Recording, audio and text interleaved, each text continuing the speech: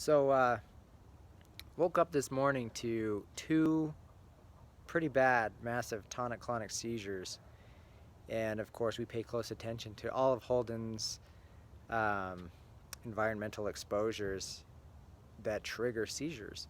And so, of course, we're like, okay, what did we eat last night? What, what was he exposed to?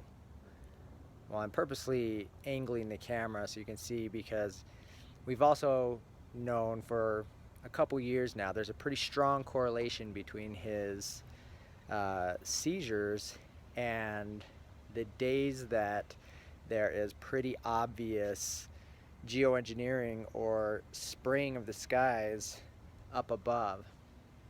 And um, we do sleep with the windows open to reduce the amount of air conditioning we have to run.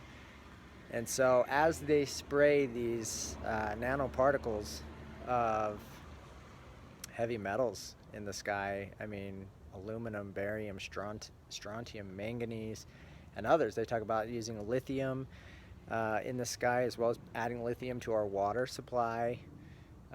It's ridiculous, but it has an effect. There's a strong correlation here. It's not just the food we eat, it's not just the geomagnetic storms from the sun. There's also these toxic overload from pesticides, from the chemicals in the sky.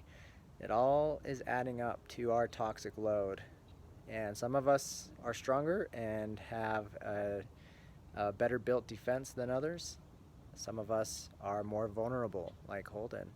And on a day like this, with this crap all over, it comes down. We breathe it in all day. It's contributing to Alzheimer's, it's contributing to epilepsy, it's contributing to autism and many other health problems. Head over to the Fear versus Freedom channel. Go over to the Geoengineering playlist. Watch what you can and learn about how this type of manipulation to our environment is affecting our health.